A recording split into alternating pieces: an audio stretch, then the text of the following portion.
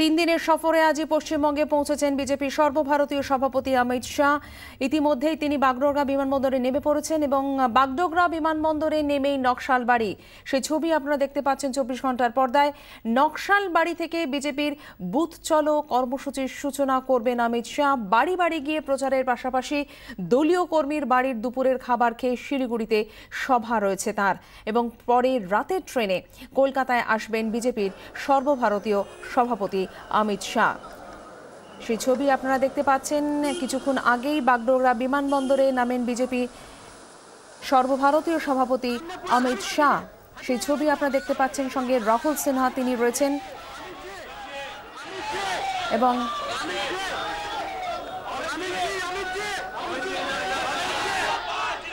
বাম আন্দোলনের পীঠস্থান নকশালবাড়িতে বাড়ি বাড়ি জনসংযোগের কর্মসূচি রয়েছে তার, এবং যেটা জানা যাচ্ছে পরে রাতের ট্রেনে তিনি কলকাতায় আসবেন বিজেপির সর্বভারতীয় সভাপতি। অঞ্জন রায় আমাদের প্রতিনিধি রয়েছেন আমাদের সঙ্গে। অঞ্জন, আমরা সেই ছবি দেখাচ্ছি 24 ঘন্টা এক্সক্লুসিভে যে কিছুক্ষণ আগেই বাগডোগরা বিমানবন্দরে এসে পৌঁছেছেন বিজেপির সর্বভারতীয় সভাপতি অমিত শাহ। এরপর তার ঠিক কি কি কর্মসূচি রয়েছে তোমার কাছ থেকে আর একবার স্পষ্ট করতে চাইবো। দেখো, এরপরে তিনি শিলিগুড়ির একটি হোটেলে উঠেছেন। আপাতত সেখানে তিনি কিছুক্ষণ সময় কাটিয়ে তিনি সোজা নকশালবাড়ি চলে যাবেন। নকশালবাড়িতে এক দলীয় কর্মীর বাড়িতে তিনি দুপুরের খাবার খাবেন এবং কি ধরনের খাবার খান তিনি তার একটা তালিকাও বিজেপি অফিস থেকে 2-3 দিন আগে পাঠিয়ে দেওয়া হয়েছে। মূলত যার বাড়িতে তিনি খাবেন তিনি জেলা পঞ্চায়েত সমিতির সদস্য, একমাত্র নকশালবাড়িতে বিজেপি জয়ী প্রার্থী, তার বাড়িতেই তিনি খাবেন। সেখান থেকে তিনি খাওয়া দাওয়ার পর তিনি এক কর্মী সভায় ভাষণ দেবেন। সেই ভাষণের পর তিনি এলাকার বেশ কিছু মানুষের সঙ্গে কথা বলবেন, তাদের বাড়ি যাবেন। এইটার তার মূল উদ্দেশ্য, এই দুটো উদ্দেশ্য। এক উদ্দেশ্য হচ্ছে যে কেন্দ্রীয় সরকার কি ধরনের কাজ করছে গত 3 বছর ধরে মানুষের কল্যাণে, তাও যেমনি বলবেন, তেমনি তিনি বুঝে নিতে চাইবেন যে এই রাজ্যের সামগ্রিক পরিস্থিতি কি, রাজ্য সরকারের ভূমিকা কি এবং তার দলীয় সংগঠন কি অবস্থায় আছে। এরপর তিনি চলে আসবেন গীতাঞ্জলি স্টেডিয়ামে। সেখানে তিনি উত্তরবঙ্গের দলীয় কর্মীদের সভায়, কার্যকর্মী যারা আছেন তাদেরকে সঙ্গে মিলিত হবেন। সেখানে তিনি ভাষণ দেবেন। তারপর শিলিগুড়ি বা উত্তরবঙ্গ অঞ্চলে বেশ কিছু বিশিষ্ট বুদ্ধিজীবীদের সঙ্গে তিনি দেখা করবেন, তাদের সঙ্গে রাতের ডিনার সারবেন। ডিনার সেরে তিনি রাত্রিরের ট্রেনে কলকাতার উদ্দেশ্যে রওনা হবেন। এই হচ্ছে তার আজকের সামগ্রিক কর্মসূচি উত্তরবঙ্গে। সঞ্চিতা। অঞ্জন, ধন্যবাদ। অঞ্জন রায় আমাদের প্রতিনিধির সঙ্গে আমরা কথা বললাম। আমাদের সঙ্গে রয়েছেন আমাদের চিফ রিপোর্টার রজত শুভ্র মুকুটি। রজত, যেটা তোমার কাছ থেকে জানতে চাইবো যে অমিত শাহর যে এই পশ্চিমবঙ্গ সফর সেটা কতটা তাৎপর্যপূর্ণ, কোথাও কি উত্তরপ্রদেশ মডেলেই বাজিমাত করতে চাইবেন অমিত শাহ, কি জানা যাচ্ছে?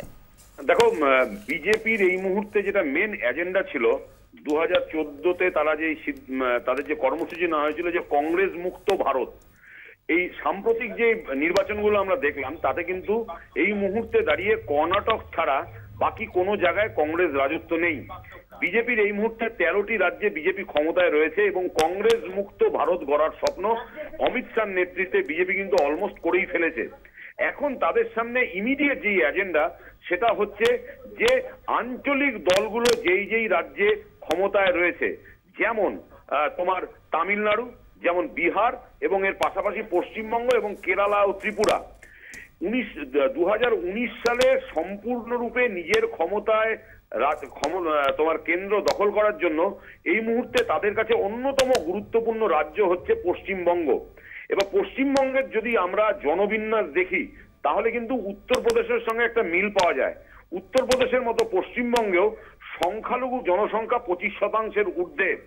তার জন্য রাজনীতিবিদ থেকে শুরু করে পলিটিক্যাল অ্যানালিস্ট তারা বলছেন যে এবার পশ্চিমবঙ্গ দখল করার জন্য কি স্ট্র্যাটেজি হবে, সেই স্ট্র্যাটেজি ঠিক করতেই কিন্তু বিজেপির চাণক্য অমিত শাহ তিনি পশ্চিমবঙ্গ সফরে এলেন।